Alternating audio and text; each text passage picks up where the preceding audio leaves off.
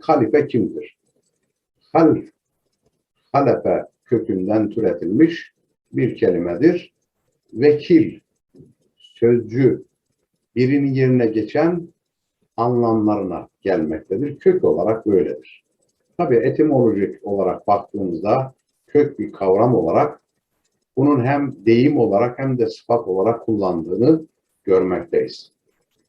Öyleyse bu izaha göre, yani bu yoruma göre hangi anlamlara geldiğini bir irdeleyelim. Halife, vekil, sözcü, birinin yerine geçen anlamına gelir. Halife, sorumluluk sahibi varlık anlamına gelir. Halife, yeryüzünü imar eden, yeryüzünün değerlerini koruyan anlamına da gelir. Yeryüzü, iyilik hareketlerinin temsilcisi anlamına da gelir. Aslına bakarsanız en son değerlendirme daha doğru bir değerlendirmedir. Yani halife dendiği zaman insan bir halifedir, yeryüzünün halifesidir. Yani ne anlama gelir? Yeryüzü hareketlerinin bir temsilcisi yahut da yaratılmış olan varlıkların koruyucusu.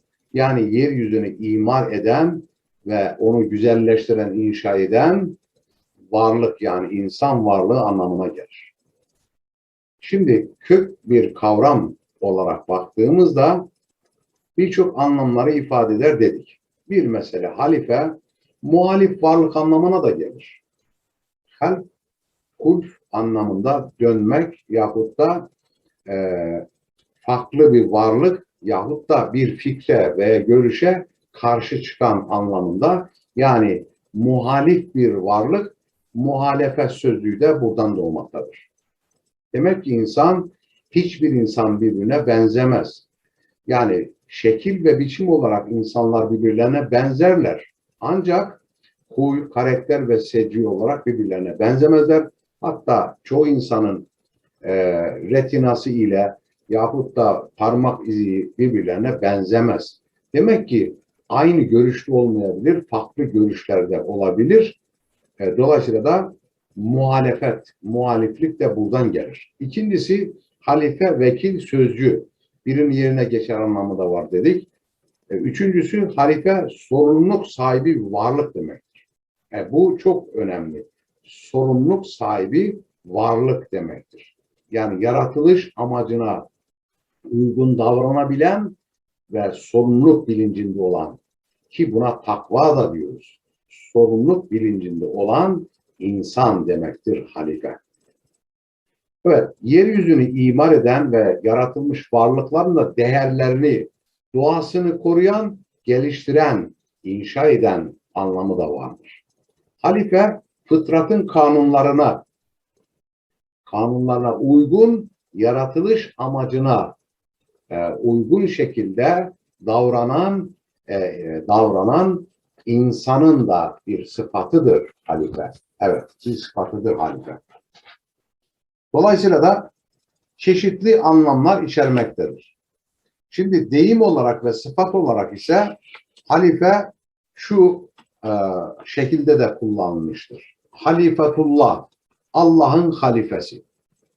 Şimdi kök anlamı itibariyle neydi? Sözcü, temsilci, birinin yerine geçen vekil anlamı vardı değil mi? Şimdi halifetullah dediğimiz zaman çok ters bir anlam çıkıyor. Zaten geçmişte de bu çok tartışılmış. Allah'ın halifesi olmaz. Bu şirke de dayanır. Çünkü kök anlamı itibariyle halife sözcü, Allah'ın sözcüsü.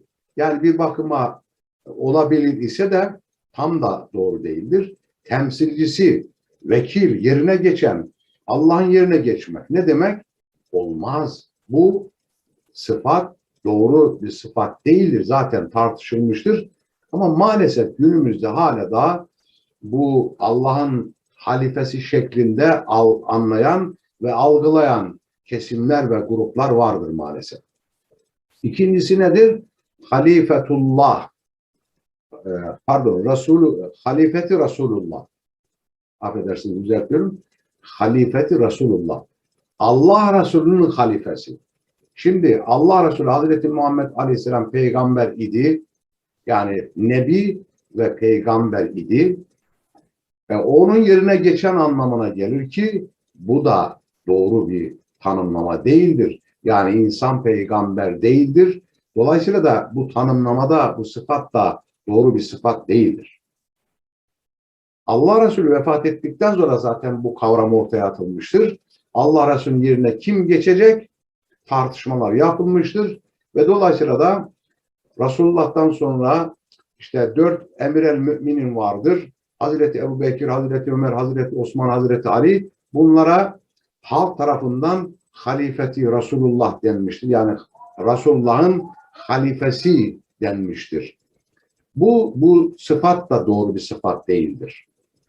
Ama Allah Resulü bir devlet başkanı olarak algılanırsa, dolayısıyla da devlet başkanını temsil etme anlamında onun yerine geçenlere halife denilebilir. Ama peygamberin vekili, nebinin vekili, Resulün vekili şeklinde nitelendirilemez. Bu doğru bir şey değildir.